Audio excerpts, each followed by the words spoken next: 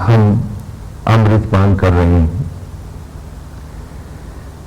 ऋग्वेद के प्रथम मंडल के प्रथम ऋषि हैं मधुचंदा।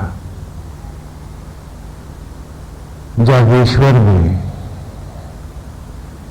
जैसा कि आपको बताया कि अल्मोड़ा से करीब 42 किलोमीटर उत्तरायणी गंगा का तट है। पर्वतों पे हर नदी को गंगा कहते हैं। ये वस्तुतः गंगा नहीं है, लेकिन इसको भी उत्तरायणी गंगा ही कहते हैं। तो उत्तरायणी गंगा के तट पर मधुचंदा ने अपने वेद के रहस्य को, ज्ञान को, जो अमृत बटोरा उसने जीवन में जो पाया, उसे श्री कृष्ण के सम्मुख प्रस्तुत कर रहा है। और उसका कहना है कि वो इस राह से जाकर भी दिखाएगा। ये चित्र है हमारे सामने। और एक एक ऋचा करके प्रत्येक रविवार को हम उसकी वाणी के रहस्यों को स्पष्ट करते रहे। मधुचंदा आत्मा द्वैत यानी आत्मा अद्वैत की ओर आत्मा के साथ एक होने जा रहा है। और वो दिखाएगा कि वो देवयान क्या है, जिसका शुक्ल मार्ग है, जो श्रीमद् भगवद गीता में कहा है कि शुक्ल कृष्ण गति हेति जगता शाश्वती मते एक अनावृत्ति अन्य अवर्तते पुनः। कि ये सत्य क्या है? ये आवागमन के रहस्य कि एक मार्ग है जिससे आवागमन है, जिसका पितृयान है। और हमने विस्तार से जाना कि चिता की लकड़ियों को, वो पेड़ जिनके फलों से ये शरीर बना है, जब उनकी गोद में हम यज्ञ होके जाते हैं तो चिता का मार्ग ही पितृयान कहलाता है। और कहा कि दूसरा मार्ग है शुक्ल मार्ग है, जिसका देव अर्थात आत्मायान है, कि जहां आत्मस्थ होकर योगी संपूर्ण इंद्रियों को अपने वश में लाता, अपनी आत्मा अनंत से अद्वैत करता, स्वतः ब्रह्मांड से ज्योति बन प्रकट हो जाता है। उसकी कोई कपाल क्रिया नहीं करता, वो तो ज्योति बन के उड़ जाता है। दूसरा ये मार्ग है, और उसी मार्ग को हम सब भूल गए। मधुचंदा वेद का पहला ऋषि कृष्ण को उसी सत्य का दर्शन करा रहा है। वेद व्यास संकलन कर रहे हैं, व्यासपीठ पर विराज रहे हैं, और वासुदेव बैठे हैं। अधिष्ठाता के रूप में, आराध्य के रूप में उसने कृष्ण को ही अपना इष्ट बनाया है और उन्हें बिठाया है, और उन्हीं को सम्मुख उन्हीं को गा रहा है। और वो उन रहस्यों को प्रकट कर रहा है कि एक राह और भी है। आज की ऋचा खोल लें। आश्रुत कर्ण, देखिए ऋचा में, आश्रुत कर्ण श्रुधि हवम में चित दधीश्वनी गिराहा। ध्यान से देखिए उसको। आश्रुत कर्ण श्रुधि हवम में चित दधीश्वनी गिराहा इंद्र स्तोम इमं मम कृष्वा युजश्चिदंतरम। ये आज की ऋचा है, और इसकी संधियां आपने नोट कर ली हैं ब्लैक बोर्ड से। आश्रुत, आदि श्रुतियों में, आदि वेदों को, कर्ण, कर्ण माने होता है कान, और कर्ण माने सुनना भी होता है, कि जिसके सम्मुख ही आदि काल से वेद गाए जाते रहे हों, कि सारे संत ऋषि और मनीषी जन, देवता, यक्ष और किन्नर, सभी जिनके सम्मुख वेदों का गान करते हैं, ये तो नारायण है, महाविष्णु है, तो उन्हीं का नाम, उन्हीं कौन कहते हैं? आश्रुत का। तो कहा ही नारायण कृष्ण को संबोधन है ये, वासुदेव को, कि आश्रित कर श्रुति हवम, और हर यज्ञों में, श्रुतियों के सभी यज्ञों के अधिष्ठाता, हे अर्जुन मैं सभी यज्ञों का अधियज्ञ हूं, संपूर्ण यज्ञों का अधिष्ठाता। हे अर्जुन तू मुझे ही जान, और संपूर्ण क्षेत्रों का क्षेत्रज्ञ हे अर्जुन मैं हूं। श्रीमद् भगवद गीता, तो वो यहां पर भी है। तो आप देख रहे हैं कि श्रीमद् भगवद गीता में जो आया है, अथवा यूं कहें कि उस महाकाव्य में जो भी प्रकट हुआ है, वो यहां सूत्रों में, बीजों में है, वहां फलों में है, पेड़ वही है। आश्रुत कर्ण श्रुति हवन, नी माने होता है ने, चित्त दधीश्व में गिरा है, तो ये यहां संधि विच्छेद जब हो जाएगी तो हो जाएगा चित्त अधीश्व में गिरा। चित्त कहते हैं मन को, जीव को, ब्रह्म को भी चित्त कहते हैं, अंतःकरण को भी कहते हैं। तो चित्त अधीश्व, अधीश माने जो चित्त का अधिष्ठाता है, जो जीव मात्र के मन में जिसका स्वाधीन स्थान है, जो बैठने वाला है, में गिरा, और जो गिरा माने ब्रह्म ज्ञान, सरस्वती मां, सरस्वती का भी नाम है गिरा, उनको ब्रह्म ज्ञान से जीव मात्र को आत्मज्ञान से वरद करने वाला है, हम सबको प्रदान करने वाला है।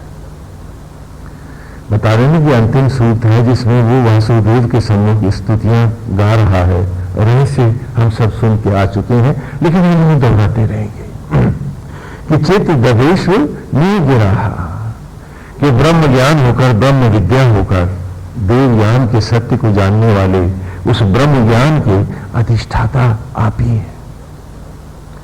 इंद्र, इंद्र माने महान, ईश्वर, परमेश्वर। स्तोम शब्द आया है यहां। स्तोम माने होता है यज्ञ, स्तोम माने स्तुति है, वंदन है। लेकिन वैदिक संस्कृत में इसकी एक सारस्वत व्याकरण से दूसरी व्याख्या होती है, स्था ओमम इति। स्था माने स्थित होना, ओम माने आत्मा में। ओमकार तो आप जानते हैं ना, उनमें 3 अक्षर है, आ उ मा। तो स्था धन ओम भी स्थूम माना गया है वैदिक काल में। लेकिन आज इस आधुनिक पाणिनि संस्कृत में इसकी व्याख्या है ना, स्तोम से, स्तुतियों से होगी, वंदना से होगी। लेकिन यहां जो आत्मा के सामने स्थित हो जाए, जो आत्मस्थ करने वाला है, वो क्या है? स्तोम, और वो यज्ञ है। क्योंकि यज्ञ का अर्थ भी वैदिक काल में हमने यही किया है, यह माने उत्पत्ति और ज्ञा माने ज्ञात होना। तो स्तोम इमम कि हे जीव को आत्मा से संयुक्त करने वाले हे यज्ञ, इमम इस प्रकार मम मुझको यज्ञ करो, मुझे मेरी ही आत्मा में यज्ञ करो हे गोविंद। और क्या करो?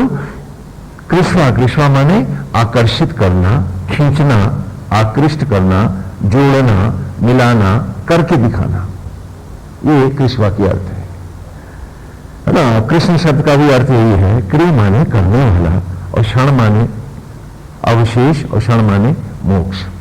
ये वैदिक काल का है कि जो अवशेष को जीवंत करने वाला है वो कृष्ण है, और जो जीवंत को मोक्ष प्रदान करने वाला है सो कृष्ण है। हाँ, पाणिनि संस्कृत में आधुनिक काल में कृष्ण के अर्थ बदल जाते हैं, काला भी हो जाता है, लड़ाई करने वाला भी हो जाता है, सब कुछ हो जाता है उसका। हाँ, कृष्ण मार्ग, काला मार्ग, अंधेरे का रास्ता। तो यहां ये वैदिक शब्द हैं, इसलिए उनके वैदिक अर्थों में ही हमें जाना पड़ेगा। क्रिय माने करने वाला, और क्षण माने मोक्ष।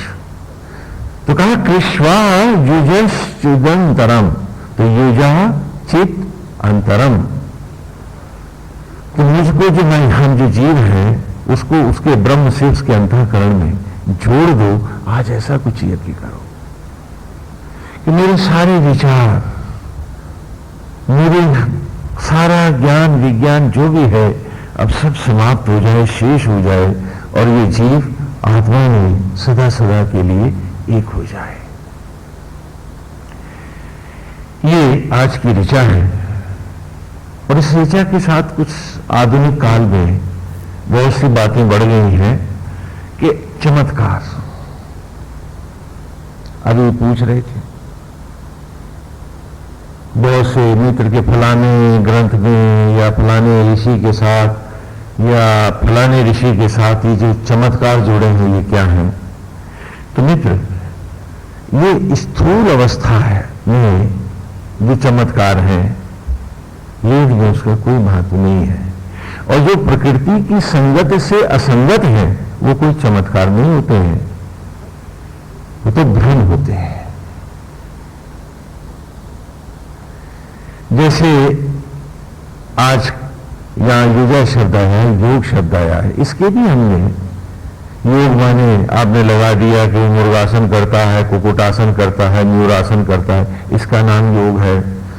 ऐसा कुछ नहीं है। या फलाने इन पूजाओं से ये सिद्धि होती है, ऐसा भी वेद में अभी तक तो कहीं आया नहीं है। वरन उन्होंने बताया है कि प्रकृति की अवस्थाओं को जो सहज रूप से प्रकृति दिखा रही है वही मार्ग है आगे जाने का। तो कोई उसमें चमत्कार का विरोध है। चमत्कार सहज हो जाते हैं, न कि कोई तपस्वी ऋषि कभी करता है। और जो करता है बेशक वो बाजीगर है।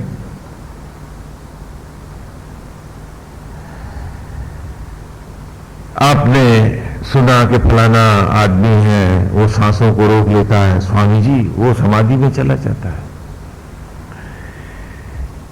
ये उसकी प्राकृतिक अवस्था तो नहीं है। और खाली अगर शरीर की सांसें रुक गई उसमें तुमको क्या मिल जाएगा? पूछो अपने आप से। आवागमन है, सांस भीतर जाती है बाहर आती, बाहर रुके तो भी प्रकृति के साथ हम खिलवाड़ कर रहे हैं और भीतर रुके तो भी। उसमें उपलब्धि क्या है? हम तो ईश्वर के दिखाए मार्ग का विपरीत कर रहे हैं, उल्टा कर रहे हैं। हां, चमत्कार और बाजीगरी से चमत्कृत होने की बात है तो बात दूसरी।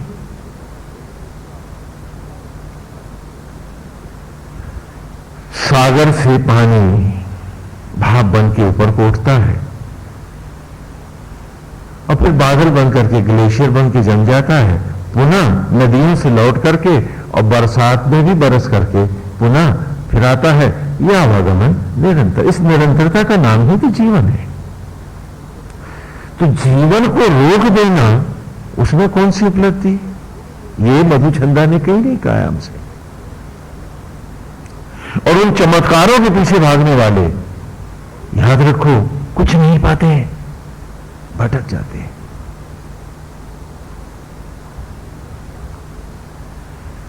आज उसने योग को भी यहां हमारे सामने खोल के रख दिया है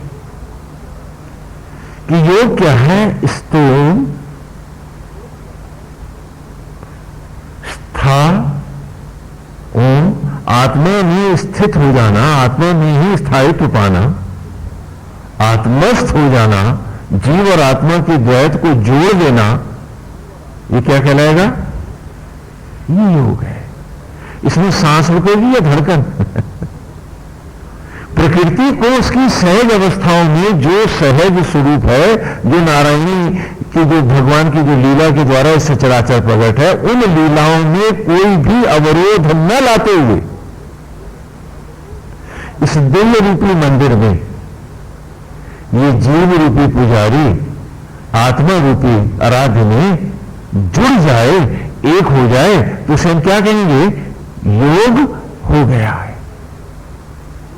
हां, स्पष्ट होता है नहीं? न कि चमत्कारों के पीछे भागना।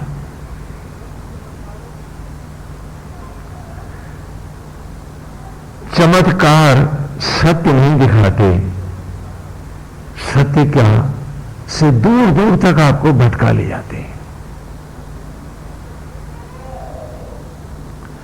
वो चमत्कार जो अलौकिक दिव्य हैं उन्हें किनारे रख दीजिए। बाकी जो हो रहे हैं उनको अगर आप सीखना भी चाहते हो तो वही हम सिखला भी देते हैं आपको। हाँ, आप में से बहुत से लोग अभी उस दिन कह रहे थे कि वो फलानी जगह यज्ञ हुआ, अब घी खत्म हो गया, तो उन्होंने कहा नदी से पानी मांग लो तो पानी घी हो जाएगा। तो हमने कहा हाँ, यहां भी आए थे मेरे पास भी कि चलो गोमती के किनारे यज्ञ रचाते हैं स्वामी जी। शुरू की बातें ये, यहां का एक बहुत बड़ा तांत्रिक था, अब नहीं है। तो हमसे कहने लगा, प्रसन्न हो गया हमसे किसी बात पर, कहना चलिए आप गोमती किनारे यज्ञ रचाओ और हम आपकी हाँ बहुत बड़ी प्रतिष्ठा कर देंगे। हमने भी क्या करेगा तू? कहना कुछ नहीं, घी खत्म हो जाएगा और हम 4 पीपे पानी के भर के लाएंगे और सब पूड़ियां तल के दिखा देंगे। हमने वो तो ठीक है, लेकिन बता इसमें हरकत क्या करेगा? कहना तो तांत्रिक शक्ति है। हमने कहा उसको तो बाहर रख के है ना, सीधे सीधे बता क्या करेगा? कहना करना क्या है, 4 पीपे पहले घी के रखाएंगे पानी में और खाली लेके जाएंगे, भरने लगेंगे, उनको लुढ़का देंगे, उनको बीच में से उठा लाएंगे और सारा घी पानी हो जाएगा, चेले ही चेले हो जाएंगे आपके। मैंने कहा तो मैं क्या करूंगा उनको, चेलों को? और इन्हीं चमत्कारों के पीछे आप भागते फिरते हैं। नहीं, मधुचंद्र ने इस पूरे वेद में आपको कोई चमत्कार नहीं, सत्य दिखाया है। और उसने एक बहुत बड़ा चमत्कार दिखाया है कि देखो मट्टी इंसान कैसे बनी है और इंसान भगवान कैसे हो जाता है। ये यदि चमत्कार नहीं है तो आपके लिए कुछ भी चमत्कार नहीं है। भटकिए मत, उस सूक्ष्म सत्य को जानिए जो ये ऋषि हमें दे रहा है।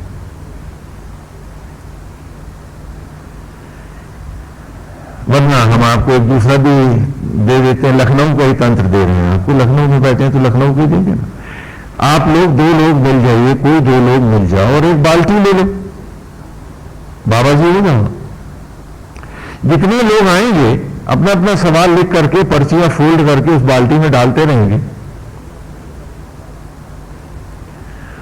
फिर आप बंद पर्ची उठा के कान से लगाएंगे और कहेंगे कि ये सवाल है फलाने का है, वो व्यक्ति खड़ा हो जाएगा। आप पर्ची खोल करके पढ़ेंगे, दूसरों से को भी देंगे यही है भाई, और फिर ले जा करके उसका जवाब दे देंगे। उसके बाद उस पर्ची को आप जला देंगे और हर बार आप पर्ची उठाएंगे, कान से लगाएंगे और उस व्यक्ति का नाम और सवाल तुरंत बता देंगे। तो आपको कर्ण पिशाची की सिद्धि करा दें आज? हाँ, क्यों भाई, सिद्धियों के पीछे भागने वालों। आपको सिर्फ यह करना है कि जब पर्चियां डाली जाएं तो पहली पर्ची उठाते ही आप उस आदमी का नाम लें जो आपके साथ है। ये सवाल इसका है, वो खड़ा हो कहेगा हाँ हमारा है। अब खोल के आपने सवाल पढ़ लिया और पर्ची जला दी। जब दूसरी उठाई तो पहले वाली पढ़ दी जो आप पढ़ चुके हैं। तो लोग ये थोड़ा नहीं जाने कौन सी पढ़ी कौन सी सुना है। और फिर एक एक उठाते जाइए, अगली वाली बोलते जाइए और 2-4 पर्चियां जब रह जाए तो आप बोल दीजिएगा अब आप थक गए, अब फिर होगा। और इसी में आप प्रसिद्ध कर्ण पिशाची तांत्रिक बाल्टी बाबा हो जाएंगे। इन चीजों के पीछे भागने से क्या आप प्रभु पढ़ेंगे? पूछे अपने आप से। आप सत्य और ईश्वर पाना चाहते हैं या केवल चमत्कारों में भटकना चाहते हैं? और शरीर तो मंदिर है, आपने नहीं बनाया, तो उसको रगड़ने से आप क्या पालेंगे? जिस बॉडी का एक सेल आपको बनाना नहीं आया, खाली शरीर को रगड़ करके उल्टा सीधा नचा करके उसको अस्वाभाविक अवस्थाओं में ला करके आप क्या उपलब्ध करना चाहते हैं? मैं पूछता हूं आपसे।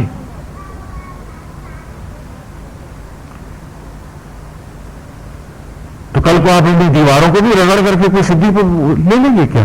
तो पुताई क्यों कराएंगे? खुद ही रगड़ेंगे बैठ के। मेरा प्रश्न है आपसे। तो घूम घूम करके फिर वही बातें आती है, फलाना बाबा था, फलाना बाबा था। मैं सबका जवाब दे देता हूं आपको कि इन चमत्कारों के पीछे कब तक भागते रहोगे? मधुसंध्या कह रहा जाना तो भीतर था और तुम बाहर भटक गए थे। क्या पाते तुम? क्या मिल जाता हमें? पूछो पूछो अपने आप से, जगह जगह भागते फिर रहे हो और नहीं पहुंच रहे हो तो उस महातीर्थ पर जहां स्वयं गोविंद बैठे हैं और वो भीतर है तुम्हारे, वो विराज रहा है तुम्हें और तुम हो के बाहर भाग रहे हो। आज मधुचंदा की स्थिति भी यदि हमारे नेत्र न खोल पाए तो हम इसे दुर्भाग्य ही तो कहेंगे, जबकि पूर्व की दिशाओं में कहां से चला, कैसे चला, हमने सब एक एक ऋचा ऋचा करके मधुचंदा को जाना और एक एक शब्द का अर्थ किया है, एक एक शब्द का। कि आरंभ में उसने बताया कि यज्ञ एक नहीं दो होते हैं। बाहर का यज्ञ प्रतीकात्मक है, बाहर को जलाने के लिए, निर्मल होने के लिए, और भीतर का यज्ञ आत्मस्थ होकर यज्ञ कर ब्रह्मांड से ज्योति बन प्रकट होने के लिए। जैसे बच्चे को हम कबूतर से कहा, खरबूजे से खा पढ़ाते हैं, उसी प्रकार बाहर के यज्ञ हमने गुरुकुल में बच्चों से कराए और कहा कि ये निरंतर करते रहना, क्योंकि जब तक बाहर पवित्र निरंतर नहीं होते रहोगे, जैसे रोज नहाते हो वैसे ही रोज हवन करना, कि जिससे मन तुम्हारा निर्मल होते रहे। और उसी हवन यज्ञ में बैठ करके जब तुम वेद की इन ऋचाओं को बारंबार गाओगे तो ये ऑटो सजेशंस का काम करेंगी, तुम्हें प्रेरित करती रहेंगी अंतर्मुखी होने के लिए। तो बाहर के यज्ञ को बाहर ही करके ना बैठ जाना। बाहर जो यज्ञ का आचार्य है वो तुम्हारा आत्मा है भीतर के यज्ञ में। बाहर जो उपाचार्य है वो प्राणवायु है शरीर में। बाहर ब्रह्म ज्वालाओं का प्रतीक हम पवित्र अग्नि प्रकट करते हैं लकड़ियों से, भीतर ब्रह्म ज्वाला साक्षात अंबा विराजमान है। बाहर जिस भोजन से को तुम सामग्री में जलाते हो वही है जो तुम यहां आत्मा को अर्पित करते हो, ये भोजन ही वहां सामग्री है। और इस प्रकार कहा कि जीव होकर तुम ही यजमान हो, बाहर भी और भीतर भी। बाहर के यज्ञ में असत्य, ज्ञान, लोभ, मोह, ईर्षा, द्वेष, भेद, इन सबको जला दो और एक गोविंद की मनोहारी छवि को बसाकर भीतर अपनी ही आत्म ज्वालाओं में यज्ञ होने को आओ। तो यहीं से वेद का हमने आरंभ किया और पहले 5 सूक्त में यही रहस्य प्रकट हुए और छठे सूक्त में उन्होंने हमको दिखला दिया कि मंदिर भी तुम्हारा ही प्रतीक है, हमारी तस्वीर है। कि गुरुकुल में छात्र को उसके जीवन का अंतरंग दर्शन कराने के लिए जो शब्द यहां आया है चिद अंतरम, तो उस अंतरतम को, उस अंतरंग जो उसका अंतरतम जो स्वरूप है, उसका अंतःकरण जो है, उसके जो भीतर का स्वरूप है, उसको दिखाने के लिए हमने मंदिर बनाए हैं। बालक जब गुरुकुल में बैठता है तो पलथी के जैसे हम चबूतरा बनाते हैं, फिर धन के जैसा उस पर गोल कमरा है, आपके सिर के जैसे ही कमरे के हम गुंबद लगाते हैं और जोड़े के जैसा कलश बना देते हैं, आत्मा जैसी प्राण प्रतिष्ठित मूर्ति और जीव रूप पुजारी हम सब हैं।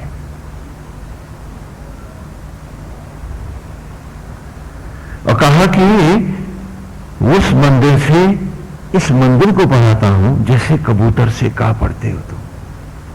और इसी प्रकार लीला कथाओं में भी कि परमेश्वर इसलिए लीला नहीं करता है, मधुचंदा ने हमें पूरा स्पष्ट करके दिखाया है कि भगवान को किसी रावण को या कंस को मारना है, नहीं, ईश्वर लीलाओं के द्वारा दिखा रहा है कि हम सब में भी रावण और कंस रहता है।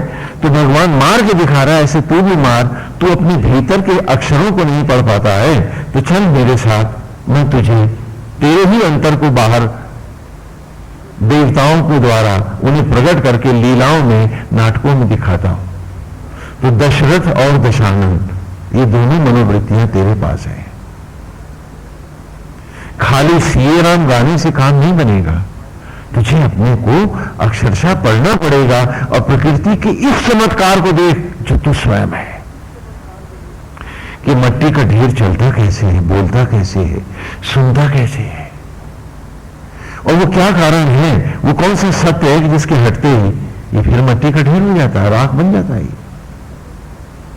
इस चमत्कार को हम में से कोई जानना नहीं चाहता है और थोथी चमत्कारों के पीछे भागता। कितनी विचित्र बात है कि दशरथ और दशानन, जिसने 10 इंद्रियों को रथ लिया, लगाम लगाई, वो मन क्या कहलाया? दशरथ। और जिसने 10 इंद्रियों को 10 मुंह बनाया, वो 10 मुंह वाला विभस दशानन रावण ही तो है। कि 10 इंद्रियों 10 मुंह बनी है, मैं अपने से बाहर बाहर भाग रहा हूं। मेरी 4 तल्ला कोठी, मेरा ऐश्वर्य बढ़े, एक सोने की लंका मैं और मेरों के लिए बने, मैं सारे समाज को नोच के इकट्ठा कर लूं। इस मनोवृत्ति को ही तो हमने रावण वृत्ति कहा है। तो रावण को ही हम क्यों मानते हैं कि वो राजा है? तो रामायण में मैं दिखाता हूं कि दशरथ भी तो सम्राट है।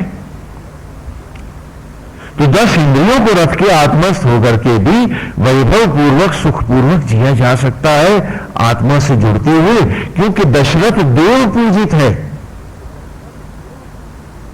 रावण देव अभिशप्त है। उसकी सारी पूजा और सिद्धियां उसका विनाश करती है, क्योंकि पूजा और साधना जिस व्यक्ति के भीतर जो कुछ होता है उसी को बढ़ा देती है।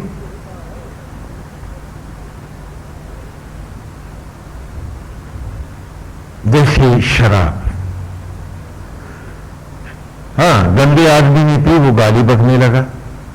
झगड़ालू ने शराब पी, उसका झगड़ा बाहर आया, वो हर एक को पत्थर मारने लगा। कवि ने पी, वो कविता करने लगा।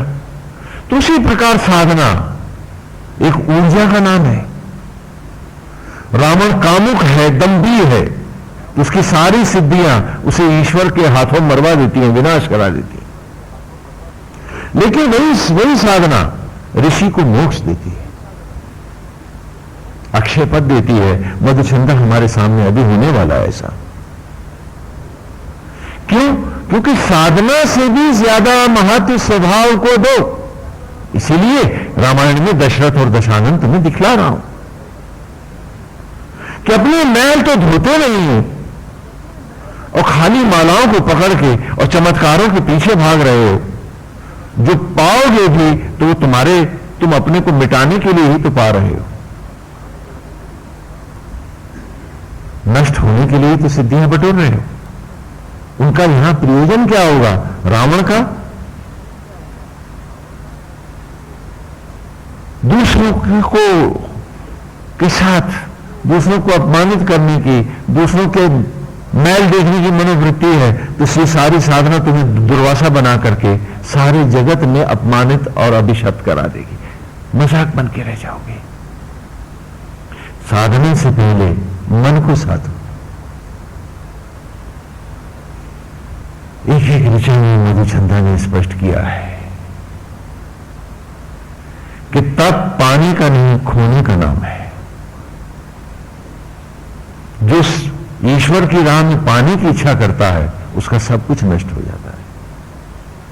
क्योंकि हम तो तप और साधना कर रहे हैं आत्मा में खो जाने के लिए, तो फिर हम पाना क्या चाहते हैं? पूछो अपने आप से। और जो पाने की इच्छा तृप्तियां लेकर के बैठा है तो उसकी साधना रावण की साधना ही तो है। क्या ये सच नहीं है? हम पूछे अपने आप से। क्योंकि किसी ऋचा में उसने कुछ नहीं पाना चाहा है तो ये चाहा है कि इस योनि से अगली अवस्था दे, न कि इस योनि में मुझे महल चौबारा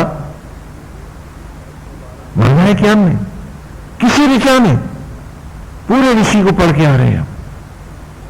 आओ समापन के समीप हैं कि हर ऋचा में उसने कहा कि सा न पितेव सुनवे अग्नि, पहले ऋचा सूप के अंतिम ऋचा ले रहे हैं। सा न पितेव सुनवे अग्नि सुपायनो भव सुचस्वा न स्वस्थे।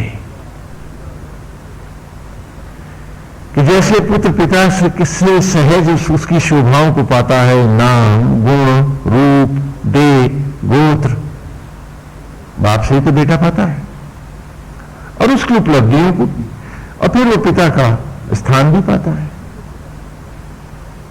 तो हमारा पिता तो परमेश्वर है, वो तो सचराचर का स्वामी है,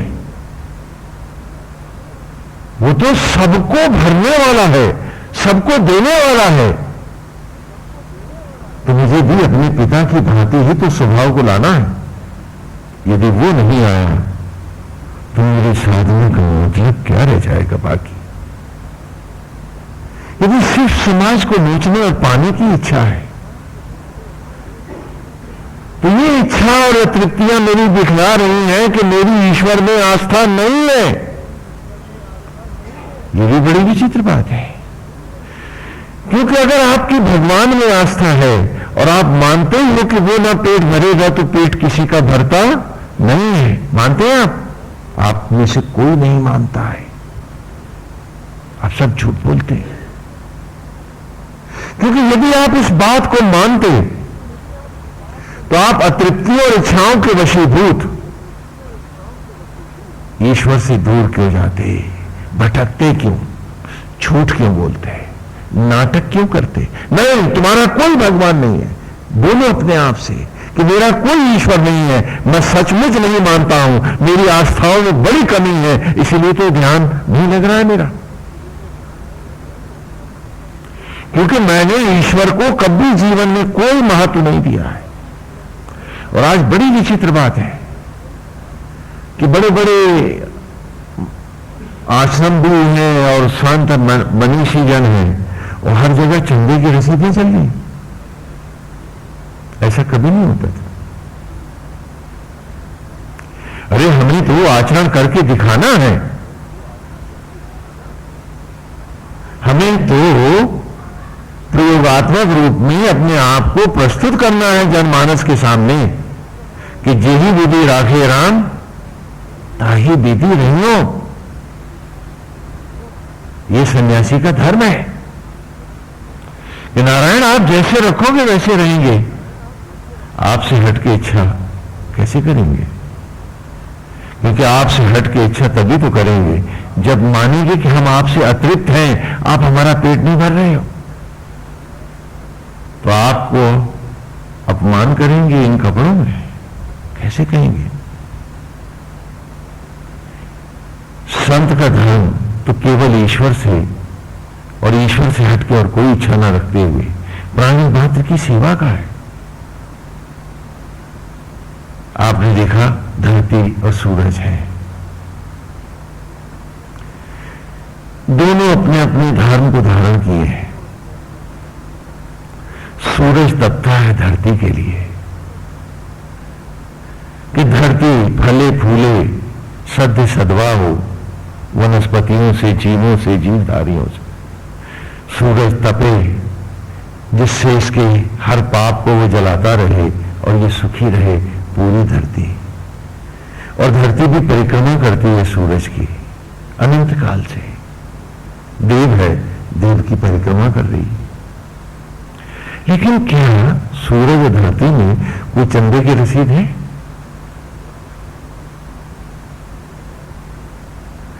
जो पानी भी उठता है धरती से, सूरज की ओर भागता है भाप बनकर, उसको भी वो बादल बनाकर दया के रूप में बरसा देता है। रे सन्यासी, तेरा यही धर्म है कि किसी से कोई इच्छा न कर, तू सूरज है। जो समाज सहज अपनी श्रद्धा और आस्था से दे रहा है, उससे पुनः उसी समाज की फिर से सेवा कर, उन बूंदों को बरस जाने दे, क्योंकि सूरज तो कुछ लेता नहीं है। आज हम कितने दूर चले गए थोथे तंत्र में, भटकाओं में, कि हमने हर व्यक्ति की जेब टटोलना चाहता है, कुछ पाले। आस्था राम में नहीं है ना, आस्था है अपनी चतुराई में, अपने झूठ में, कपट में, जिसे आप क्या कहते हैं, लोकाचार व्यवहार। शायद इतना सुंदर नाम और आप क्या इससे बढ़िया किसी दुर्गंध का आप क्या सोच सकते? आपकी उसी में आस्था है।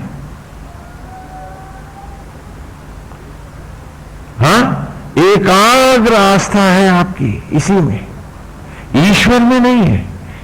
और फिर आते हैं, स्वामी जी हमारा ध्यान क्यों नहीं लगता? भाई कैसे लगेगा ध्यान तेरा? अभी भी तुम्हारी आस्था इसमें है कि मैं कुछ लोगों को चमत्कृत करूं और उनसे कुछ और पालूं ना। जिस दिन ईश्वर जैसे रखेगा वैसे रहूंगा सोचोगे, उस दिन साक्षात नारायण तुम्हारे दरवाजे पे नहीं, तुम्हारे भीतर खड़े होंगे, तुम्हारे हर ओर होंगे। लेकिन पहले ईश्वर को मानो तो नहीं मानेंगे। मानेंगे किसको? अपनी चतुराई को। और सारा दिन ऐसे इस शब्द को ऐसे घुमा दूं, इस झूठ को ऐसे इतनी बार कह दूं कि सच हो जाए, बस यही करते रहेंगे। कैसे मिलेंगे राम? क्योंकि मेरा तो ईश्वर पर भरोसा ही नहीं है। भरोसा मेरा मेरी चतुराई पर है, तो ध्यान चतुराई में लगेगा, झूठ और प्रपंच में लगेगा। हाँ, मैं कहूंगा झूठ प्रपंच आप लोग बुरा मानते हो, आपके तथाकथित लोकाचार व्यवहार में लगेगा। यही तो है। तो आप ईश्वर कब पाएंगे, कहां पाएंगे और कैसे पाएंगे, ये आप अपने आप से पूछ लो।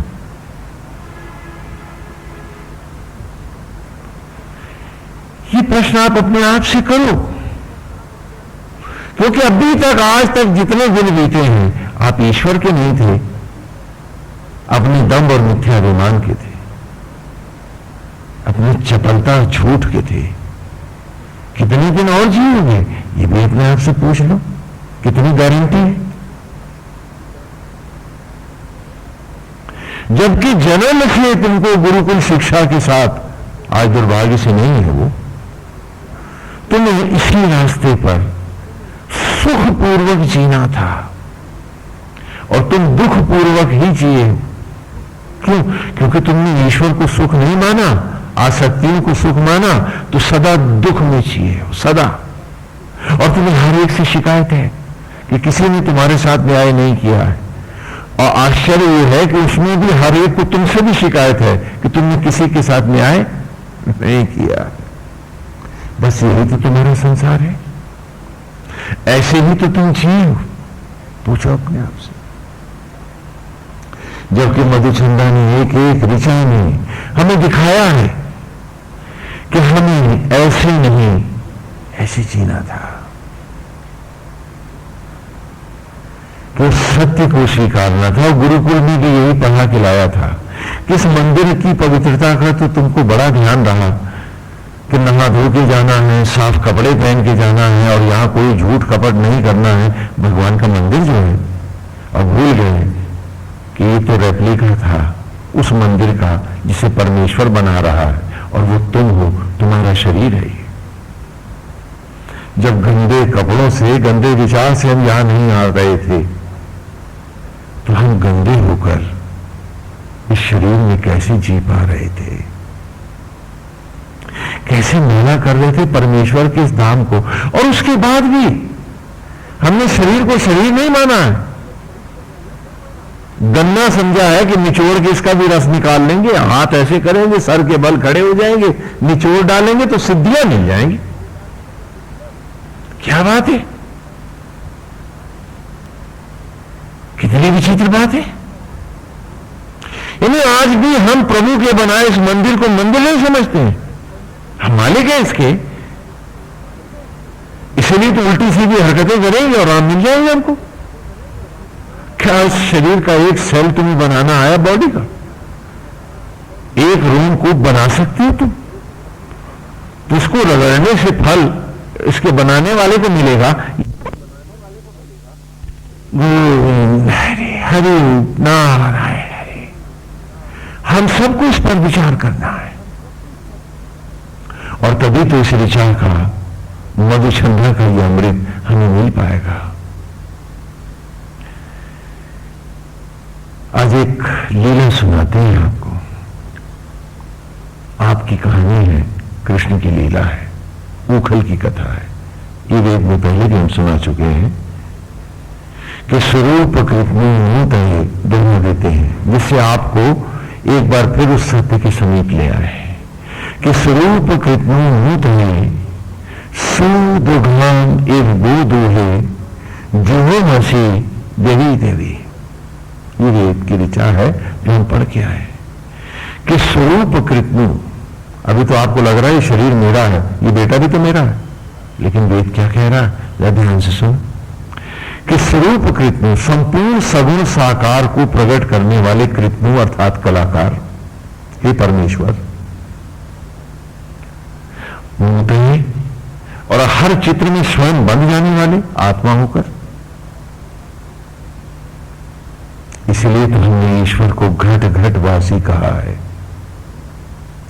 कि स्वरूप कृत्नो मूर्त है कि संपूर्ण सगुण साकार को प्रकट करने वाले कलाकार अमूर्त है और आत्मा होकर हर देह में बंध जाने वाले सुदुधाम इव गोदूहे संपूर्ण सचराचर का दुधारी गवों की भांति आत्मा होकर दोहन करने वाले, सबको गवों का अमृत पिलाने वाले, आत्मा होकर सबको सांस धड़कन और जीवन से वरद करने वाले गोदूहे हे ग्वाले हे श्री कृष्ण।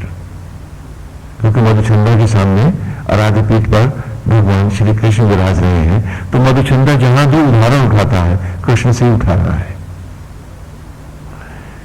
कि सुदुघा में गोदूहे कि हे ग्वाले जो मसी जो कहते हैं सुआ को और अर्धचंद्राकार तिलक को, तो जो मसी अर्धचंद्राकार भाल तिलक हो जिसका और सुबह लिए हाथ में जो आत्मा आप ब्रह्म ज्वालाओं में निरंतर देह मात्र में यज्ञ कर रहा है, ऐसे ही गोविंद जो मसीह देवी देवी हे कृष्ण मैं तेरा घट घट क्षण क्षण चिंतन करने लगा हूं।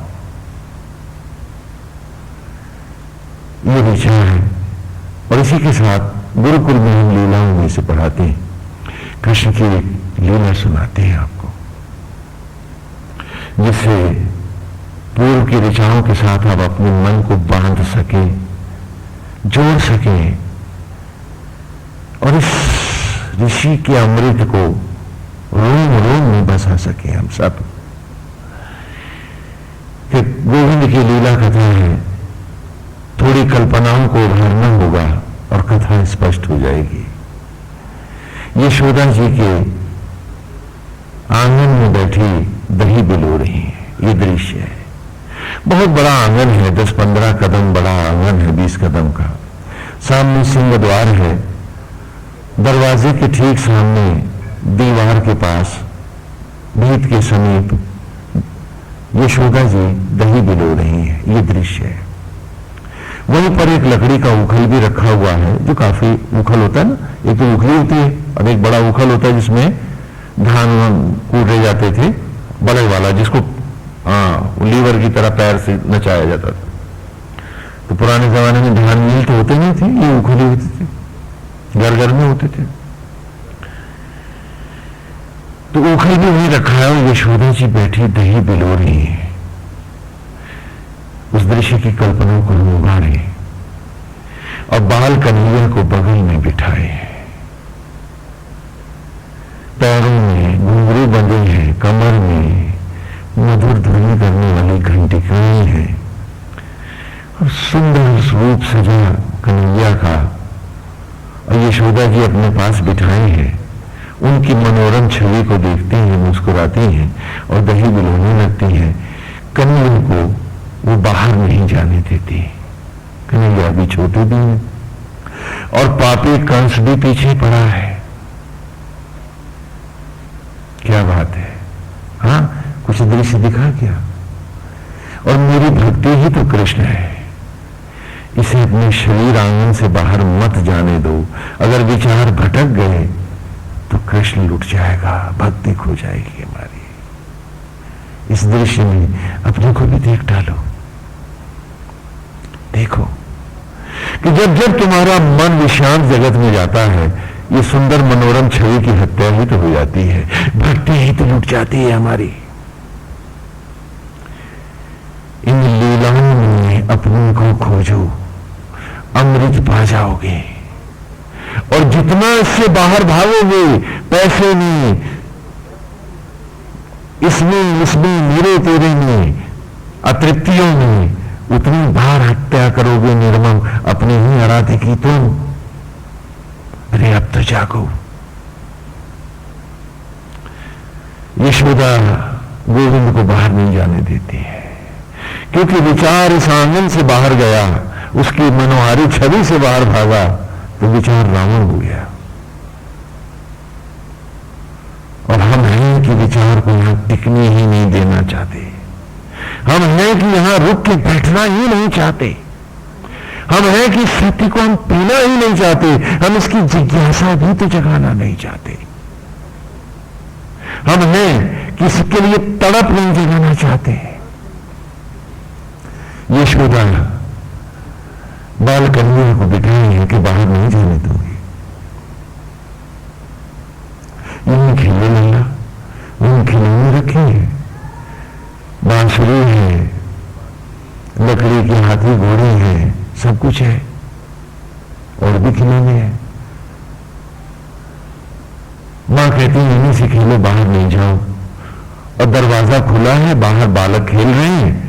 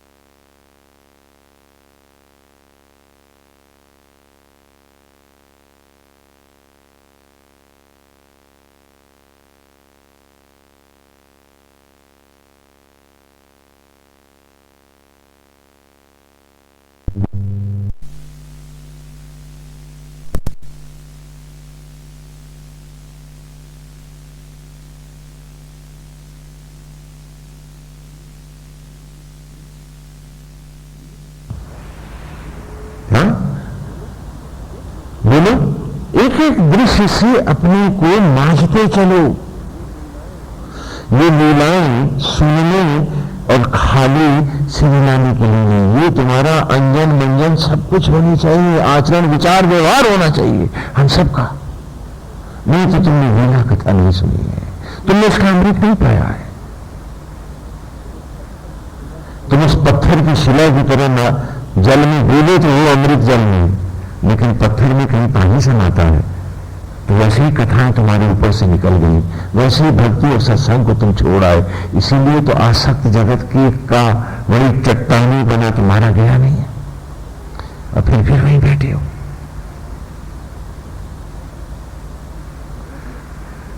एक एक क्षण को पियो इस कथा की, क्योंकि कहानी हम सब की है। प्रत्येक लीला का प्रत्येक क्षण अद्भुत है, दिव्य है, अलौकिक है, विलक्षण है। इसीलिए तो महाविष्णु अपने सारे देवताओं के साथ लीलाओं के लिए प्रकट होते हैं, न कि उन्हें कोई चाटुकार चमचम की जरूरत है कि हाँ आप माला फिर रहे हैं, भजन गा रहे हैं। नहीं, मन को साधो, मन को मांझो, विचारों को पवित्र करो। उसी के लिए प्रभु लीला करते हैं कि अपने भीतर की मैल धो डालो, उस मैल को अमृत मत बनाओ, मिट जाओगे।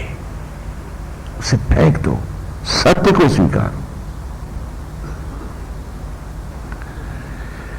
तो वो कभी उनको बाहर जाने नहीं देती, लेकिन बालक है कि उनको बुला रहे, बाहर से इशारा करते हैं। जब देखते हैं मैया नहीं देख रहे हैं, तो एक तो वैसे ही बाहर जाने से ललचाए हुए कृष्ण, ऊपर से बच्चों का लोभ लालच और मिला, तो कहीं धीरे धीरे धीरे धीरे धीरे रेंग रेंग करके दरवाजे की तरफ बढ़ते हैं।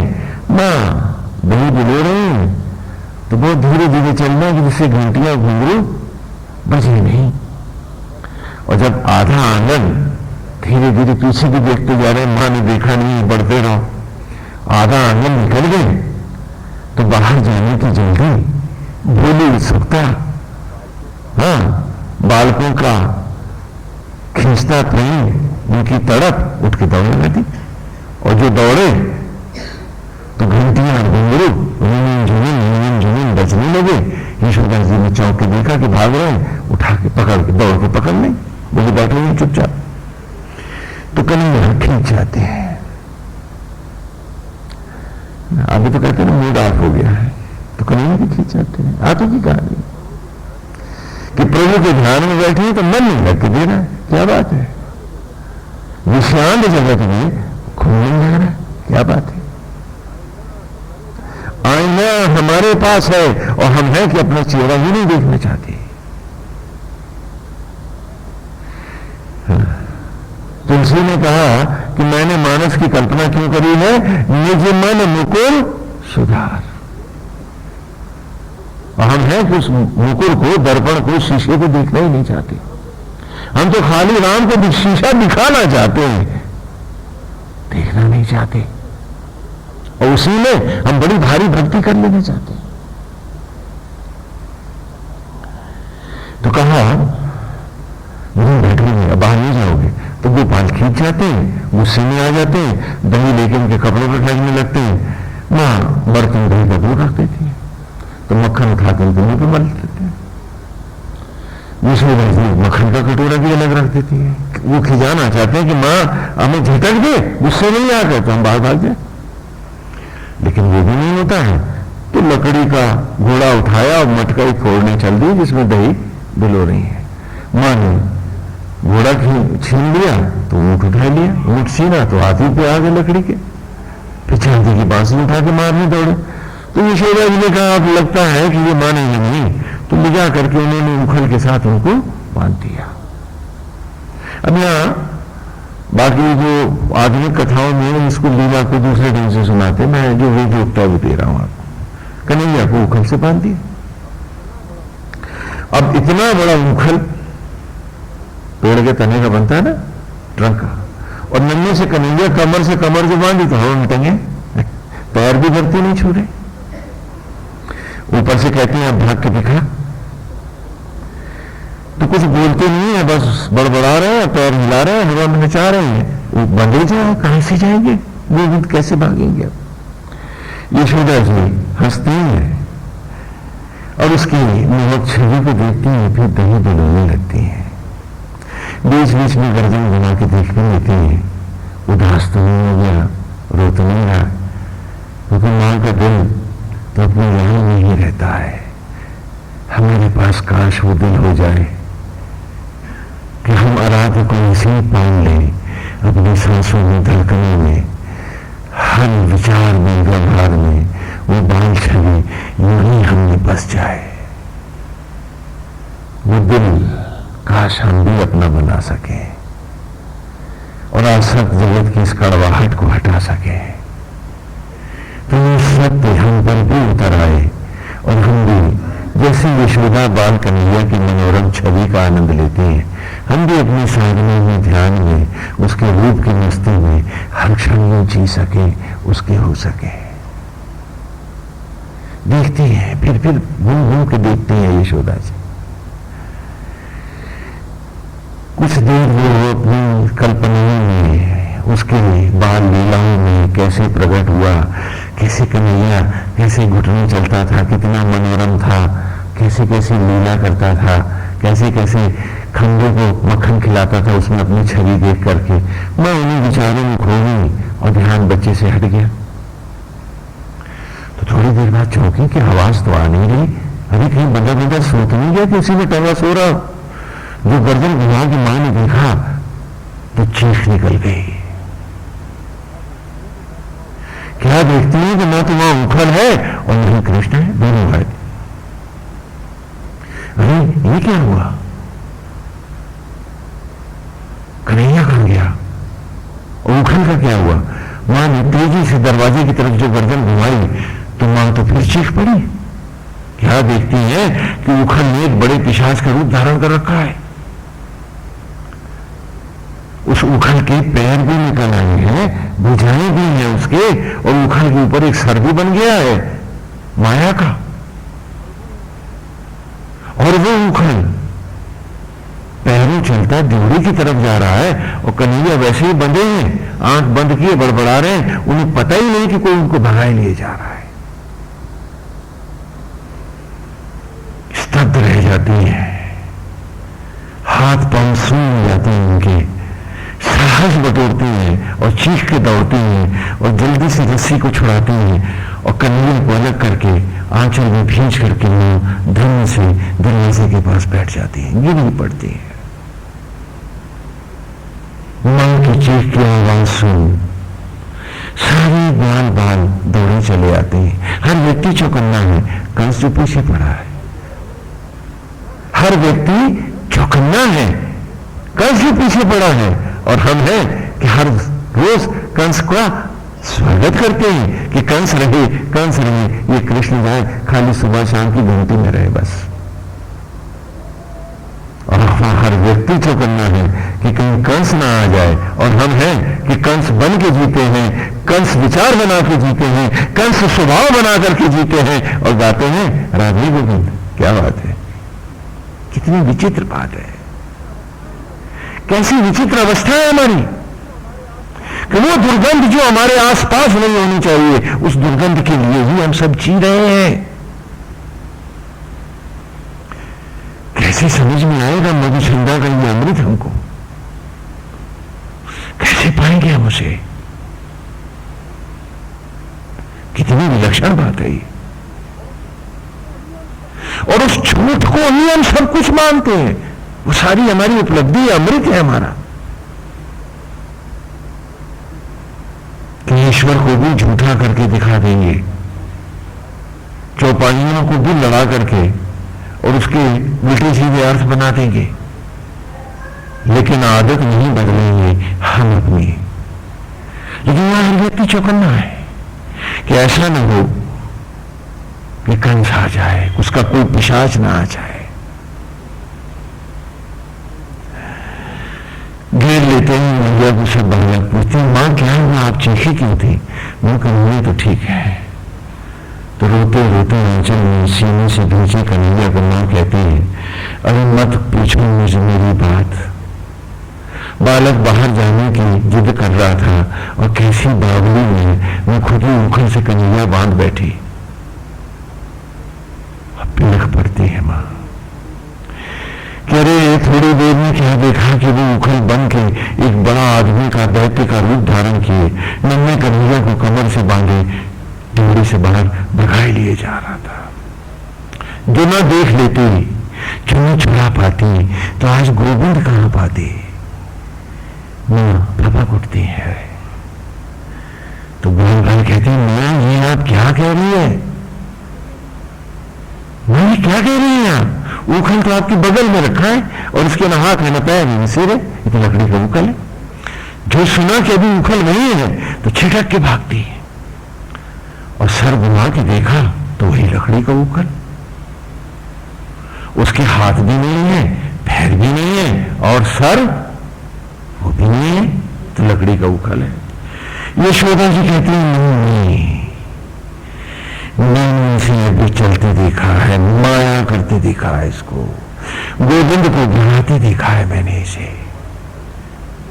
मेरी बात का विश्वास करो, मैं तुम्हें बताओ ये दीवार के पास खड़ा था और कन्हैया इसकी कमर से बंधे थे जिनके पांव भी धरती को छू नहीं रहे थे, तो बताओ ये गिरने तक आया कैसे? बालक भी सोचते हैं, कहते हैं हाँ बात तो बड़ी विचित्र है। तो कहते हैं मां फिर हम इसका क्या करें? कहा जल्दी से अभिमंत्रित वस्त्र लाकर लपेटो और बांसों से कस के बांधो, कहीं कोई और रूप भर के भाग न जाए।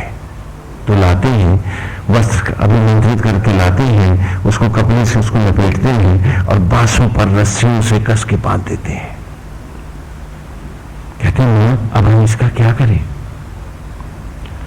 यशोदा जी कहते हैं इसे उठाकर ले जाओ गांव से बाहर, यमुना के किनारे से तिल तिल कर जलाना, इसको राख राख कर देना, जिससे इस पतित को पता तो चले कि मेरे कन्हैया को चुराने का फल क्या है। मां ऐसा ही करेंगे।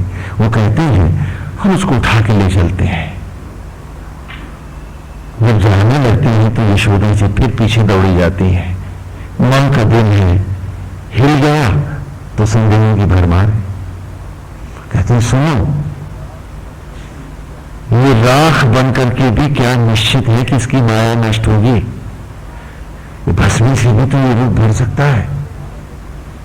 तो बोले मां तो फिर क्या करेंगे? कहा इसकी भस्मी को बीच यमुना नदी में दुर्वासा ऋषि के आश्रम के सामने धाराओं में ले जाके समाधित करना और यमुना मैया से दुर्वासा से मौन प्रार्थना करना, चिल्लाने मत मानो, क्योंकि वो समाधि में है। प्रार्थना करना कि ये तापस, हे मां, ये पापी कंस का भेजा मायावी पिशाच है, हमारे कन्हैया का अपहरण करना चाहता था। मां तुम्हारी कृपा से, और ऋषि से कहना कि ऋषि आप भी दया करो कि इसकी माया सदा सदा के लिए नष्ट हो जावे और ये जल में समाधिस्थ रहे, फिर कोई माया का रूप न भर पावे। बोले मां ऐसे ही करेंगे। फिर दौड़ के जाती है, ठहरो, ये छूत बन के भी लौट सकता है, मायावी पिशाच है। बोले जाओ समस्त नहाना, नए यज्ञोपवीत धारण करके पवित्र होकर के ही लौटना, सारे कर्म आदि करा करके, क्षौर कर्म वगैरह। बोले मैं ऐसे ही करेंगे। हाँ, साथ में उसको भी ले लेते हैं, जाते हैं, उस मुखल को जलाते हैं, हाँ, उसको तमाम दोहनियां देते हैं और उसको अग्नि देते हैं, और उसके बाद उसकी भस्मी को यमुना नदी में ले जा करके समाधिस्थ करते हैं। और ये सब करने के बाद समस्त नहाते हैं, नए यज्ञ भी धारण करते हैं, और ये सब करने में हो गई सांझ, पेड़ों की परछाइयां लंबी हो गई है, भी शाम है, ढल गई है, वो गांव के बाहर पहुंचते हैं तो फिर ठिठक के खड़े रह जाते हैं बालक सारे। क्या देखते हैं कि मां बाहर खड़ी है, उनके साथ अनुचर है, और एक अनुचर के हाथ में 2 बड़े बड़े थाल भी है। पूछते हैं मां क्या हुआ? कन्हैया तो ठीक है। कहा हाँ गोविंद ठीक है, लेकिन तुम सब मेरे सामने खड़े हो जाओ। सब लाइन लगा खड़े हो जाते हैं। पूछती मां पूछती है उनसे, उस उखल को जलाया? हाँ मैं जलाया है। उसकी भस्मी को नदी में समाधित किया है, दुर्वासा से भी प्रार्थना करी, यमुना मैया से भी प्रार्थना करी है, समस्त नहीं है, हाँ पवित्र होकर के सारे कर्म आदि नित्य कर्म आदि करके नए यज्ञ को भी धारण करके पूरी पवित्रता के साथ हम आ रही है। मां कहते हैं बाल को, वो मायावी असुर है, वो किसी इंद्रिय का विषय बन के भी तो लौट सकता है, और हम सब भूल जाते हैं और विषयों में ही लिप्त रहते हैं। और गीता में भगवान भी कह रहे हैं कि हे अर्जुन, जैसे नाव में रखे दीपक को कोई भी वायु भर लेती है, उसी प्रकार मन यदि एक भी विषय के साथ होता है तो उसका तप नष्ट हो जाता है, भटक जाता है वो। और हम एक विषयों के लिए ही जी रहे हैं। कितनी विचित्र बात है।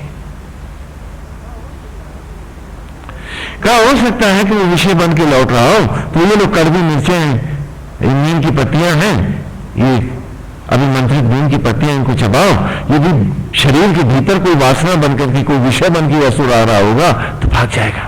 तो सब कड़वा ग्रास लेते हैं, नीम की पत्तियां चबाते हैं, फिर कहते हैं कि हो सकता है वो परछाई बन के आ रहा हो, तो उसके लिए भी मैं उपचार करूंगी, तो मिर्चों का धुआं देती है वो। और तब कहती है कि बालक को मैं संतुष्ट हूं, अब तुम गांव में प्रवेश करो।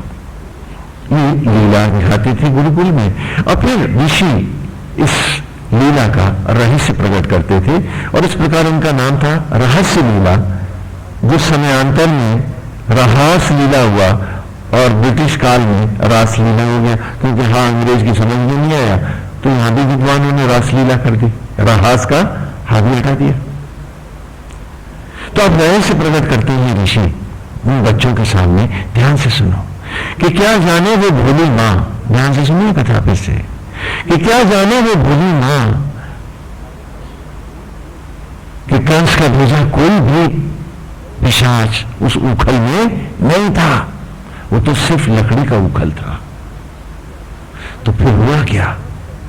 बांध दिया था पारस कन्हैया को जड़ उखल के साथ, जैसे पारस का स्पर्श पा लोहा सोना हो जाता है, उसी प्रकार आत्मा का स्पर्श मिलते ही उस लकड़ी के उखल को प्राण मिल गए, और वो कन्हैया की इच्छा के लिए ही बन कन्हैया ड्योढ़ी से बाहर चल दिया। और फिर कहते हैं वेद व्यास गुरुकुल में सारे ऋषि लीलाएं कथाएं सुनाते थे, इसलिए विद्या की देवी सरस्वती थी। आज सरस नहीं है, नीरसवती है, नीरस हो गई है। बच्चों से पूछो, अस्वाभाविक शिक्षा, abnormal suppression of the brain has become education today। और सारे एजुकेशनिस्ट हैं, सारे समझदार हैं, जाने दीजिए। तो क्या जाने वो भोली मां कि वो लकड़ी का मुखल था, कंस का भेजा कोई भी मायावी पिशाच उसमें नहीं था। हुआ क्या, बांध दिया था पारस कन्हैया को जड़ मुखल के साथ। तो पाके सृष्टा का स्पर्श, परमेश्वर का स्पर्श, लकड़ी के उखल को प्राण मिल गए। और वो कन्हैया की इच्छा के लिए, क्यों कन्हैया तो बाहर जाना चाहते थे, वो कदम कदम ड्योढ़ी की ओर बढ़ चला। और आगे सुनो कि क्या देखता हूं मेरे भक्तगण, कि जब यशोदा संपूर्ण यशों को देने वाली यशोदायिनी इतनी यशोदा, तो वो संपूर्ण यशों को देने वाली ये मां प्रकृति, ये कुदरत, ये यशोदा जब पेड़ों की लकड़ी के साथ, ये शरीर तुम्हारे अनिहित नहीं, पेड़ों की लकड़ी में भी तो है, जब इन लकड़ी के मुखलों के साथ वो आत्मा श्री कृष्ण को बांध देती है, तो सुना तुमने, तो वो लकड़ी के उखड़े चलने लगते हैं, वो मिलने लगते हैं, नाना प्रकार की लीलाएं करने लगते हैं। स्वयं को देखो, अपने आप को पहचानो, और जीवन की तमाम बंदीजें जोड़ने मांगने लगते हैं। और जिस दिन यशोदा ये कुदरत आत्मा श्री कृष्ण को खोल इस मुखल से अलग कर लेती है, तो क्या होता है, घर के सारे रिश्तेदार एक साथ चिल्ला उठते हैं कि यह हमारा बाप नहीं, बाबा नहीं, ये नानी नहीं, दादी नहीं, अरे ये तो कंस के भेजे कोई मायावी पिशाच है, उखल है ये तुरंत अभी बनते बस ला, रस्सियों से लपेटो और बांसों पर बांधो, और ले चलो गांव से बाहर नदी के किनारे, इसे दक्षिण ले चलो और तिल तिल कर जलाएंगे इसे। ले जाते हैं दुश्मन की तरह, और गाते हुए जाते हैं राम नाम सत्य है, हरि का नाम सत्य है। कि सत्य वो राम और हरि था जिसमें तेरा कभी ध्यान लगा ही नहीं था। तू लगवा रहा था लेकिन लगभग नहीं रहा था। क्या बात है, क्यों? क्योंकि तूने इसे कभी कोई महत्व नहीं दिया था। तू इतना अभिशप्त और अंधा हो गया था कि तेरी चतुराई और चपलता तुझे रावण तो बना गई, राम का न बना पाई। तो राम नाम सत्य है, हरि का नाम सत्य है। ले जाते हैं गाते हुए। जरा कल्पना करो, तुम्हारे घर से कोई गंदा पशु शूकर आदि गुजर जाए, घर धो दो, घर पवित्र हो जाता है। लेकिन श्रीमान, जिस घर से आप उखल बन के उठते हो, तेरही प्रेम छूत वास करती है। इतने अछूत होकर जिए हो तुम। कभी पूछा अपने आप से, क्यों करते हैं हम ऐसा? कितना बड़ा संग और साथ रहा आत्मा का, और तू रंग न ले पाया उसका, और पूछता है कि ध्यान नहीं लगता तेरा, जबकि हर सांस जीना था उसमें, बसना था उससे, क्योंकि हर सांस वही तो दे रहा था। तू तो आज भी बॉडी का एक सेल नहीं बना पाया, बना तो वही रहा था, और फिर भी तो उसका नहीं। तो ले जाते हैं गाते हुए, राम नाम सत्य है, हरि का नाम सत्य है। और फिर नदी के किनारे लकड़ियां लगाकर तुझे तिल तिल कर जलाते हैं, नदी में समाधि करते हैं, स्वस्थ नहाते हैं, हाँ पवित्र होकर के लौटते हैं। और जब द्वार पे आते हैं तो कड़वा ग्रास खाते हैं, मिर्चों का धुआं लेते हैं कि तू कहीं प्रेत पिशाच बन के पीछे तो नहीं आ गया, वो तेरे या तू उनका। और यदि स्वप्न में भी दिख जाओगे तुम, तो सारा घर डर जाएगा कि भैया ये तो पिशाच बन के पीछे पड़ गया, अब इसकी गया कराओ। कि गया सो गया, भगाओ इसको यहां से। और हम हैं कि आज भी कंस कंस गाते हैं, जीते कंस हैं, गाते कृष्ण हैं। ये सारी लीला कथाएं, ये जीवन के अमृत हमने इसलिए तो आपको दिए थे कि लीला कथाओं के द्वारा वेद की ऋचाओं को पढ़ाना, और वही ऋचा थी कि हमें करना क्या था कि स्वरूप प्रकृति में वो जो सगुण साकार सचराचर को प्रकट कर रहा है और वो तो बंधा हुआ है आत्मा होकर मुझ में, जिसके कारण मैं हूं।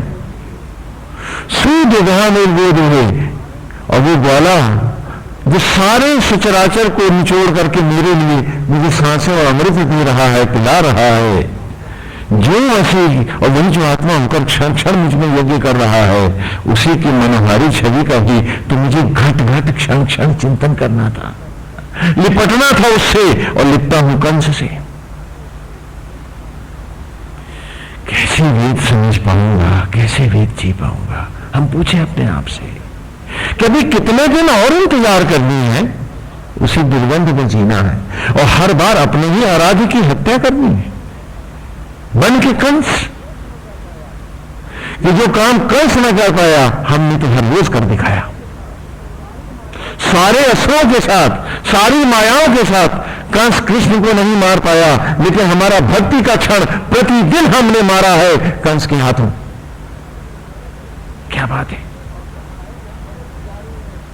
और कहा है कि हम बड़े पुजारी हैं, हम बड़े भक्त हैं, हम बड़े साधक हैं। कितनी विचित्र बात है। और आज कह रहा है मधुचंदा इस ऋचा में,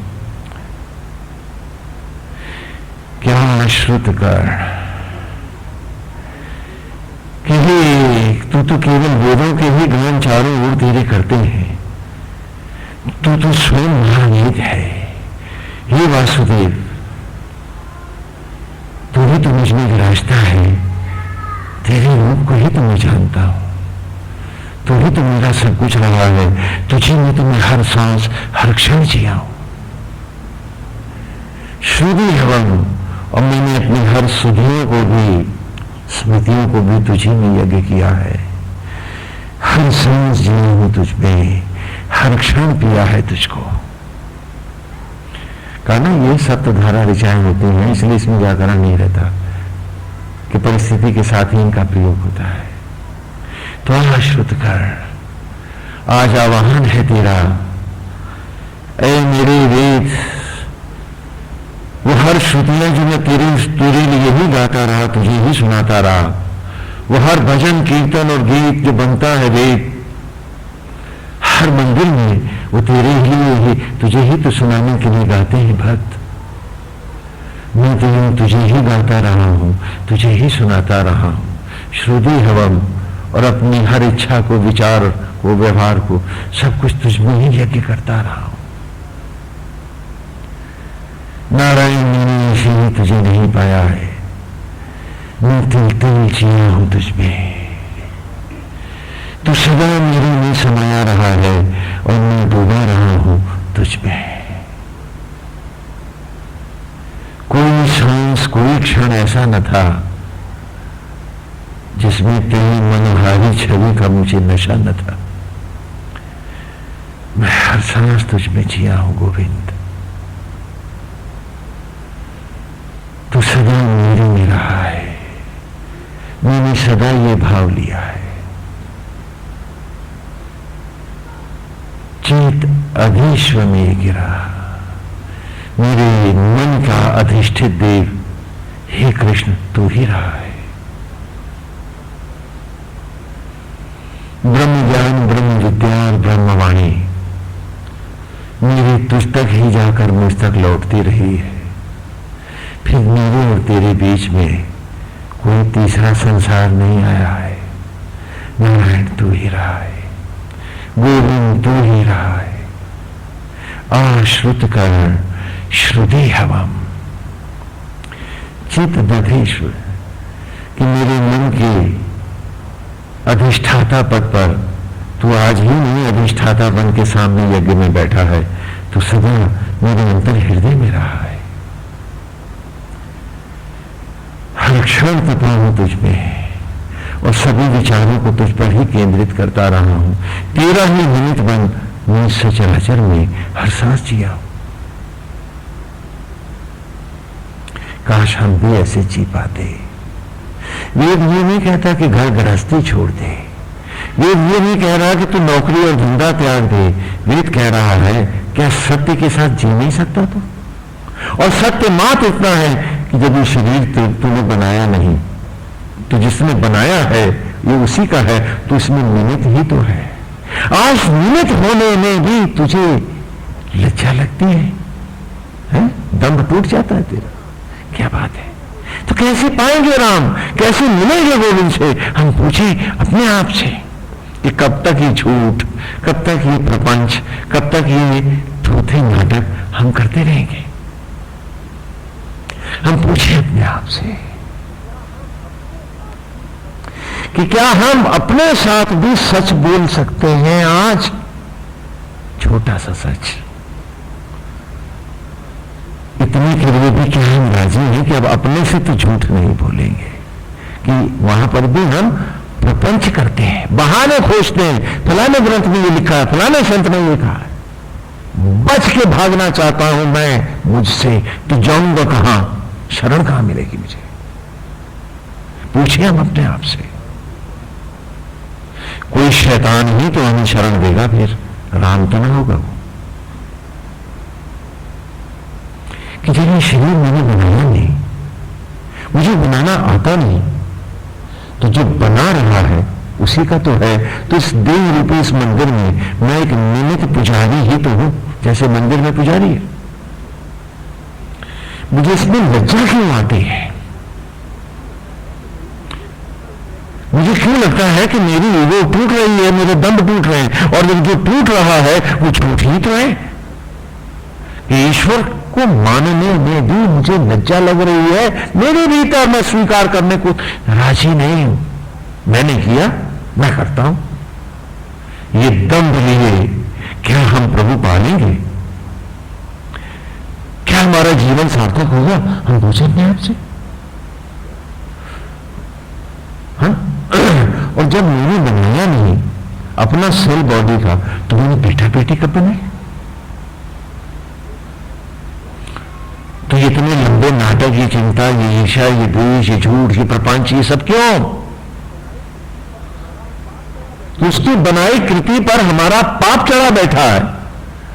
हम अपने सुखों के साथ उसके भी भविष्य का विनाश कर रहे हैं।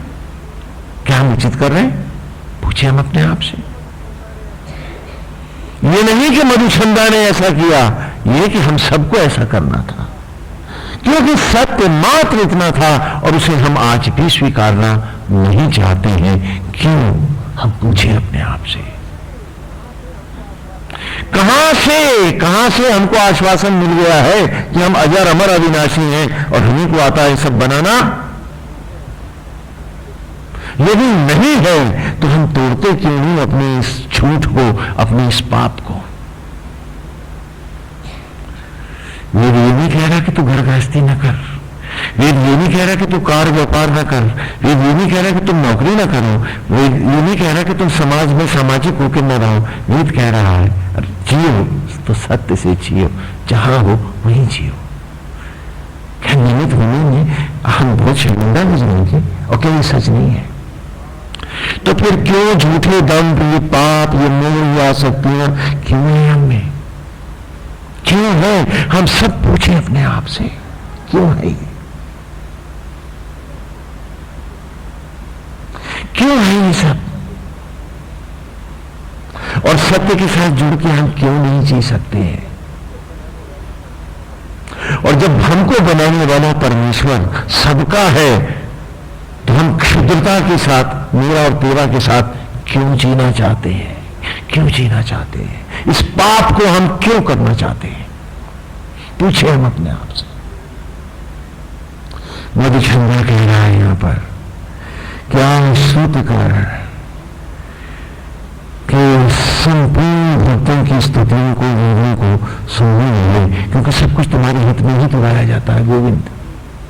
क्षीर सागर में भी सारे यक्ष, किन्नर, देव, गंधर्व सभी तो तुम्हारी परिक्रमा करते हुए वेदों का गान करते हैं, तो ही तो सुनता है।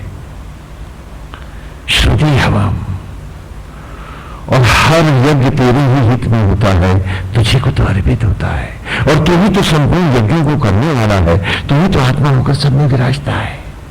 चित अधीश संपूर्ण सचराचर में हर जीव के अंतःकरण का अधिष्ठित देव भी तो तू ही है, और मेरा तो सदा रहा है। हर सांस तुझे भी जिया हूं, और तेरे रूप का रस का अमृत पिया है मैंने, तेरी मस्ती को पाया है मैंने, तेरी अनहद बांसुरी की तैन बन के जिया हूं मैं।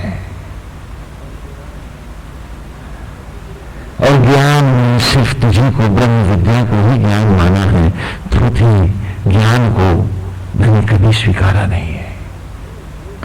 स्तु हे महान, हे इंद्र स्तु, हे कृष्ण, हे वासुदेव, तुझे से जुड़ना है मुझे, आत्मा में ही स्थित रहना है, यही मैं अपने को इमम मम, इसी प्रकार मैं अपने को तेरे साथ बांधता रहा हूं बचपन से अब तक, और तेरे निमित्त बनकर कि तू ही सचराचर में यज्ञ होकर समाया है, प्राणी मात्र से इच्छा रहित होकर सबसे प्यार किया है मैंने, सभी का होके जिया हूं, सभी का भला चाहा है, किसी से कोई इच्छा नहीं रखी है।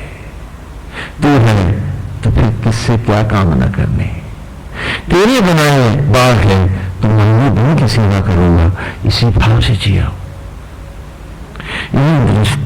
तो इमम ऐसे जिया हुआ है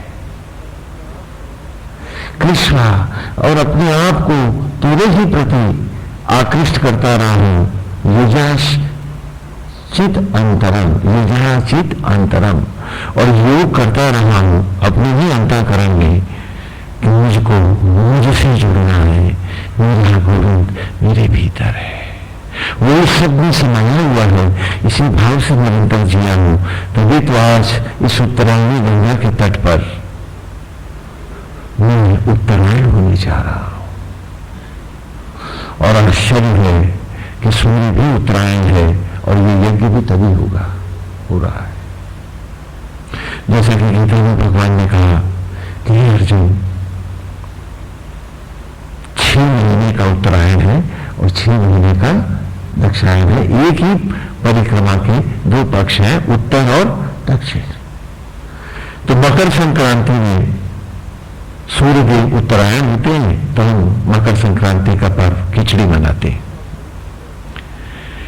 इस पर्व का उद्देश्य है कि मुझे भी उत्तरायण होना है, दक्षिणायन नहीं होना है। मरते ही पांव कौन दिशा में होते हैं, बता सकते हैं आप मुझे? दक्षिण दिशा में होते हैं। लंका कौन सी दिशा में है? दक्षिण में है।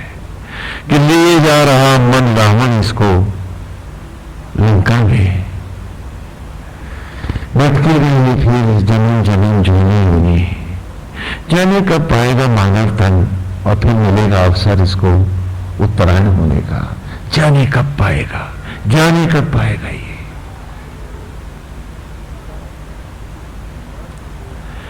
काश हम इस मर्म को अपने जीवन में उतार पाते, इस सत्य को स्वीकार पाते कि दक्षिण जी लिए हो अगर 50 बरस भी, तो ये मत भूलो कि हर परिक्रमा का एक ही पक्ष दक्षिणायन ही नहीं होता है, उतना ही उत्तरायण भी होता है। तो 50 बरस अगर हमारी मलान हो गए हैं, मलिन हो गए हैं, तो चलो अभी भी अवसर है, बाकी जिंदगी उत्तरायण में चलो। और हम हैं कि एक क्षण का उत्तरायण नहीं सह पाते हैं, फिर दक्षिण भाग जाते हैं। कितनी विचित्र बात है। और इसमें सुख ही सुख है, उसमें दुख ही दुख है। कि यहां कर्तव्य भी एक पूजा और साधना बन जाता है, और उसमें आत्मा का आनंद मिलने लगता है। कार्य को करने में भी आप थकते नहीं, फ्रेश होते हैं। और क्योंकि बाकी सारे जो कुछ भी मैं कर रहा हूं श्री हरि को अर्पित है, तो मैं पाप और पुण्य के लेपन से भी बच निकलता हूं। महाराज आज अम्बरीश की कथा भागवत में इसी तत्व को स्पष्ट करती है कि दुर्वासा ऋषि ने कहा अम्बरीश से कि जब तक मैं लौट के ना आऊं तुम अपना व्रत नहीं खोलना और जाके नदी के किनारे बैठ गए कि मुहूर्त तो टल रहा है, क्या करेंगे देखना है। तो मंत्री ने समझाया कि नहीं, जल से आचमन ले लिया क्योंकि मुहूर्त पर ही व्रत को खोला जाता है। तो दुर्वासा तुरंत पहुंच गए, कहने लगे तूने सब कुछ अपवित्र कर दिया, मैं मना कर गया था कि तू कुछ लेना नहीं, तो मुहूर्त भी तो जा रहा था। कहा ऐसा कुछ नहीं, अब मैं तुझे दंड दूंगा। और दुर्वासा ने जटा से एक बाल नोचा और जमीन पर दे मारा और एक कृत्या प्रकट करी और कृत्या से कहा कि दुर्वासा ने कृत्या से कहा कि जाओ और अम्बरीश को भस्म कर दो। अम्बरीश कौन है? आप सब अम्बरीश हो सकते हैं यदि आप चाहें तो। अंबर ही जिसका ईश है वो क्या है? क्या आप नहीं चाहेंगे? पूछे अपने आप से। खाली गाएंगे श्री राम में सब जग जाने, मानेंगे नहीं क्या? और जो मानता है वही अम्बरीश है। क्या आकाश भर हारूर जिसके ईश्वर ही ईश्वर है, गोविंद ही विराजते हैं, वही तो अम्बरीश है। तो कृत्या जब दौड़ी तो उसी वक्त सुदर्शन चक्र प्रकट हो गया श्री कृष्ण का और उसने कृत्या को भस्म कर दिया। जब भस्म हो गई कृत्या तो सुदर्शन चक्र दुर्वासा के पीछे पड़ गया।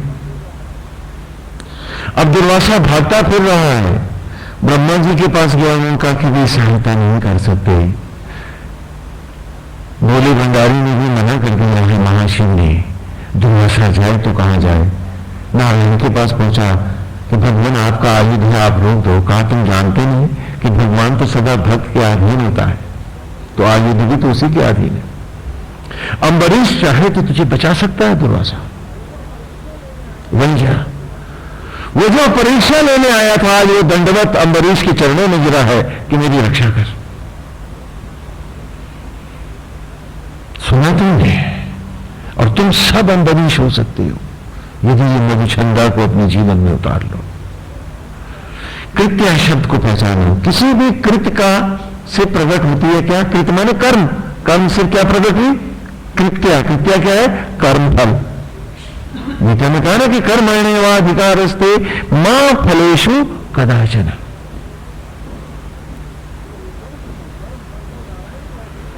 कि रिजल्ट को, कर्म फल को नारायण को अर्पित कर दे तो कृत्या स्वयं भस्म है, कोई दुर्वासा नहीं आएगा। तो तुम सुखी तो हो, दुखी तो नहीं होगी।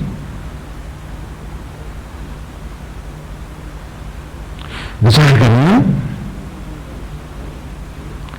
कि जिन्हीं विधि राखे राम ताही विधि रहेंगे।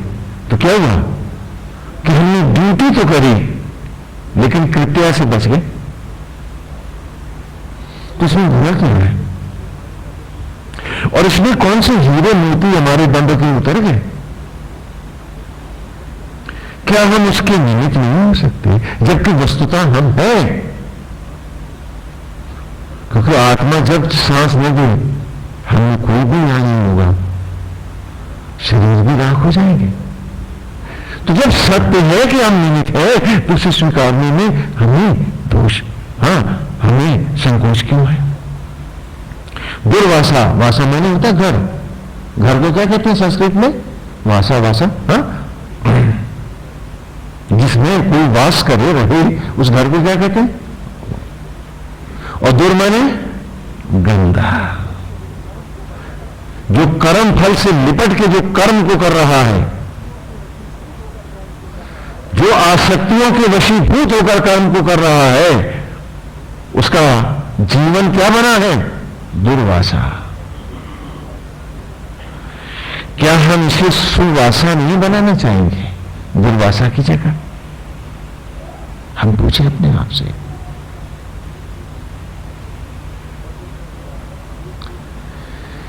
मधुचंदा एक एक ऋचा में एक एक क्षण कैसे जिया, जीवन का सत्य क्या है, प्रकृति के नियम क्या है, आत्मा किस प्रकार से चराचर को प्रकट कर रहा है, ग्रहों और नक्षत्रों का भी किस प्रकार से ये प्रकट होते हैं, उस सारे नियम को दुर्वासा, उस सारे रहस्यों को हमें प्रकट करते हुए आज इस ऋचा पे ले आया कि जैसे तू भस्मी से आने में और अन्य से इस रूप को पाया है, ये राह ही तो तुझे ऊपर ले जाएगी आगे। इससे हट करके, सांसों को तोड़ करके या शरीर को मरोड़ करके तू कौन सा सच पा जाएगा, और कौन सा दंभ है जिसकी तू पूजा कर पाएगा, और जितना तू उस दंभ के करीब होगा उतना ही असत्य के साथ होगा, तेरा ईश्वर तो छूट जाएगा और एक दुर्लभ मनुष्य योनि व्यर्थ चली जाएगी। तो इसलिए दुर्वासा की इस ऋचा के अमृत को हम जीवन में धारण करें आज, कि आश्रुत कर आज हमारे लिए भी ये ऋचा हमारे जीवन का अमृत हो जाए। आप चाहें तो इसे गुरु मंत्र के रूप में भी धारण करें कि गोविंद अब गाना है तुझे, सुनाना है तुझे, न इसको न उसको, दिखाना है तुझे, संसार को नहीं, नारायण तुझको दिखाना है, श्रुति हवम, और अब तो जो कुछ कर्म है, जो यज्ञ है, वो सब तेरे को अर्पित है। हम ऐसे ही जिएंगे, अब अपनी हर ड्यूटी को पूरी ईमानदारी से धारण करेंगे, लेकिन तेरे रूप को, तेरे उस मनोरम छवि को हम कभी जाने नहीं देंगे, और उस छवि के साथ ही हम सत्य के आंगन में जिएंगे, दूरी लांघने का भी प्रयास नहीं करेंगे। कितनी बड़ी प्रलोभन आए, हम पाप की ओर नहीं झुकेंगे। क्या श्रुत कर श्रुति हवम, अब तो एक एक कर्म को तुझे में यज्ञ करते चलेंगे कि नारायण आप, हम तो निमित्त हैं, आप ही करते हैं, और सत्य क्या है कि ये आत्मा तो शक्ति और सामर्थ्य में दे, हमें कौन है जो कोई कुछ करके दिखा दे। तो जब ये सत्य है तो आज हम इसे अंतिम रूप से प्रभु स्वीकारते हैं। जो गलतियां, जो पाप हुए नहीं है, तो कोटि जन्मों के पाप नष्ट करने वाला है। आज हम सच्चे मन से, पूरी लगन से, पूरी श्रद्धा के साथ संपूर्ण संकल्पित होकर प्रभु आपको अर्पित होते हैं।